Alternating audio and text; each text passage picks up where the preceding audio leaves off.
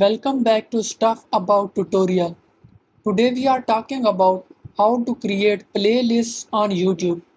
Why would you want to know how to create playlists on YouTube? Well, maybe it is your first time using YouTube and not sure how to create playlists on YouTube. So today I am going to show you how to create playlists on YouTube. Check video description and I will try to leave the written instructions.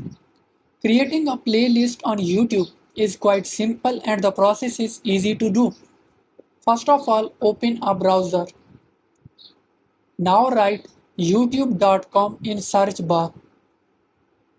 Now you are seeing different buttons in top.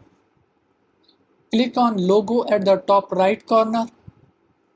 Now select YouTube Studio. Now in YouTube Studio on left side you are seeing content. Click on content.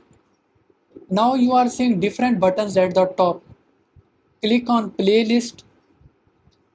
Now click on create new playlist. Write a title of playlist. Click on create. Your playlist has been created. There you go.